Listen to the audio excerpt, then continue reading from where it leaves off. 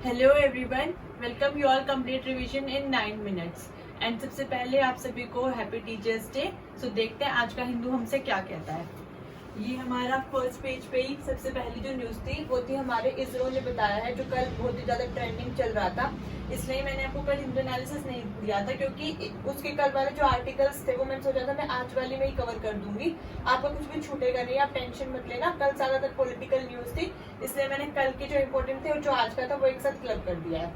और लास्ट में मंथ के एंड में हम अपने पूरे मंथ की रिवीजन तो कर ही लेंगे।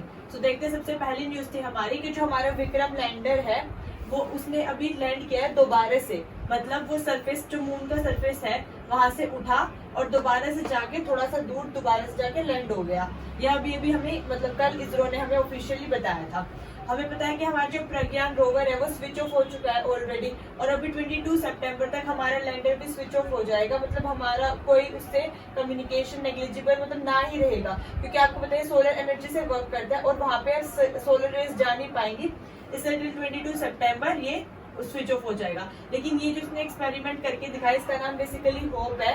बोला ये होप एक्सपेरिमेंट है, ठीक है। It has chased an ILSA that gave us their temperature readings. अब देखो इसमें इस तरीके से जो दो बाहर एमर्ज आउट रखे, इसमें से एक का नाम चेस्ट है और एक का नाम है ILSA।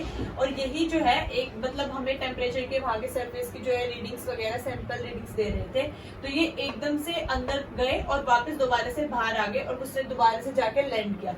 तो यही न्यूज आपकी कल ट्रेंडिंग चल रही थी कि आपके दोबारा से लैंडर विक्रम ने लैंड कर लिया है मून सरफेस पर। और अभी 22 सितंबर तक इसरो ने इसको गुड नाइट बोल दिया है। उसके बाद देखते हैं, वो पॉसिबिलिटी है, हो सकता है दोबारा से कम्युनिकेशन एस्टेब्लिश कर सके। देन नेक्स्ट हमारी न्यूज है G20 से। जबकि हमें पता है कि G20 से जो हमारे मतलब रशियन प्रेसिडेंट है वो इंडिया नहीं विजिट कर पाएंगे, उनकी साइड से उनके फॉरेन मिनिस्टर आएंगे। और चाइनीज प्रेसिडेंट शी जिनपिंग भी जो है इंडिया की G20 समिट को अटेंड नहीं कर पाएंगे। रीजन ये रहेगा क्योंकि जो उन्होंने गुस्ताखी की है कि अपनी कंट्री के मैप में उन्होंने साइड की कंट्री, साउथ चाइना सी की कंट्रीज का एरिया, हमारा ऊपर का साइड चीन अरुणाचल प्रदेश वाला एरिया वो जो दिखाया है। तो अगर वो आएंगे तो ऑब्वियस सी बात है उनसे क्वेश्चन आंसर राउंड होगा, तो वो क्या ही आंसर करेंगे उस बात का, इसलिए वो शायद नहीं आने प्रेफर करेंगे और उनके लिए भी बेहतर ही रहेगा ये।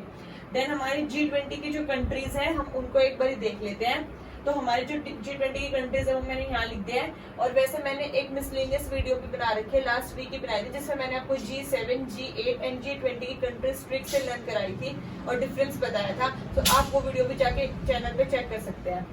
और वैसे हमारी G20 की जो कंट्रीज है वो Argentina, Australia, Brazil, Canada, China, France, Germany, India, Indonesia, Italy, Japan, Mexico, Russia, Saudi Arabia, south Africa, south Korea, Turkey, UK, US and EU। यहाँ पे 20 कंट्रीज नहीं है, क्योंकि यूरोपियन यूनियन जो है खुद ही एक क्लब है इतनी सारी कंट्रीज का। सो यूरोपियन यूनियन को हम यहाँ पे as a collective one count करते हैं, इसलिए इसको G20 बोल देते हैं। और ये पूरे वर्ल्ड का 85% GDP में कंट्रीब्यूशन करते हैं और 2/3 पॉपुलेशन में कंट्रीब्यूशन करते हैं। नेक्स्ट न्यूज पे चलते हैं हम। त्रिशूल अभ्यास जो है अभी हमारा स्टार्ट किया है इंडियन एयरफोर्स ने और साथ में आर्मी ने भी, ठीक है। और ये हमारा LOC से लाइन ऑफ कंट्रोल से लेके लाइन ऑफ एक्चुअल कंट्रोल तक अभ्यास करेंगे।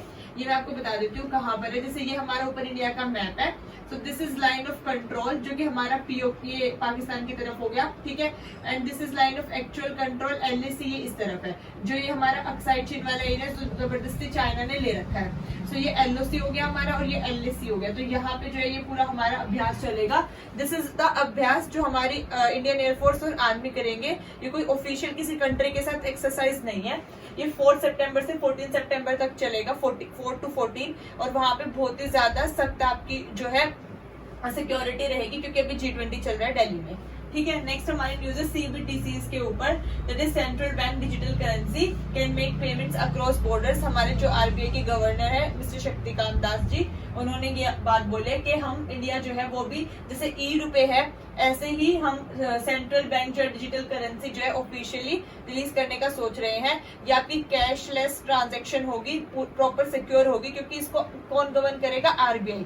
और इसको फिर जल्दी हम लोग लीगल टेंडर भी बोल देंगे, ठीक है। आप लोग सोच रहे होंगे कि क्रिप्टो करेंसीज की तरह बिटकॉइन, एथेरियम की तरह इनकी तरह रहेगा, नहीं, क्योंकि उनके ऊपर कोई भी गवर्नमेंट या फिर कोई भी गवर्न बॉडी नहीं है, गवर्नमेंट की साइड से, लेकिन जो हमारी ये CBDCs है इनके ऊपर प्रॉपर RBI की गवर्नेंस के अंडर ये है आएंगे मार्केट में, और ये एक लीगल टेंडर इसलिए बोले जाएंगे क्योंकि RBI इस पे अथॉरिटी रहेगी हमेशा। ठीक है, नेक्स्ट इसी में बोला था कि सबसे पहली फर्स्ट डिजिटल करेंसी जो है हमारे बहामियन सैंड डॉलर 2020 में उन्होंने रिलीज की थी, और जो लेटेस्ट किया दैट इज जमाइका से जैमडेक्स। ठीक है, ये हमारी लेटेस्ट दैट इज जैमडेक्स। उसके बाद RBI जो है आपका वो आपकी डिजिटल करेंसी जो है दो तरीके से रिलीज करेगा, 2 पार्ट्स में, एक रिटेलर्स के लिए होगी और एक होलसेलर्स के लिए होगी। ठीक है, जिसका उसका पूरा लेखा जोखा पूरा जो है उसको RBI के पास रहेगा। नेक्स्ट हमारी जो है आर्टिकल था, मतलब एडिटोरियल था हिंदू में, ये मुझे अच्छा लगा इसलिए मैंने वुमेन के ऊपर, और ऐसे कम ही आते हैं, मेंस पर्सपेक्टिव के लिए आपके लिए काफी इंपॉर्टेंट रहेगा कि emerging countries need women lead climate action. ठीक है, अब इसमें हमें क्या बताया है, जो हमारे राइटर्स थे उन्होंने बताया बेसिकली क्लाइमेट चेंज की वजह से वुमेन को क्या क्या प्रॉब्लम्स जो है सफर करनी पड़ती है। तो ये females face problem due to climate change किस तरीके से, हमारी जो अभी इंटरनेशनल लेबर ऑर्गेनाइजेशन है उन्होंने रिपोर्ट दी थी कि due to increase in temperature 2.2% जो वर्किंग आवर्स की एफिशिएंसी है वो सबकी कम हो जाएगी, लेकिन ऐसा देखा गया है कि फीमेल्स की थोड़ी ज्यादा कम हो जाएंगी। ठीक है, UN ने बोला है कि 80% जो है फीमेल्स को मूव करना पड़ता है due to climate change from one place to another place, क्योंकि वुमेन को ज्यादा सफर करना पड़ता है, क्योंकि उनको वेजेस भी कम दी जाती है। साउथ एशियन और आपके साउथ अफ्रीकन रीजन्स जो है ILO के अकॉर्डिंग 60% वुमेन जो है वो वेज डिस्क्रिमिनेशन फेस करती है एज कम्पेयर टू मेन, उनको जो है वेजेस कम मिलती है।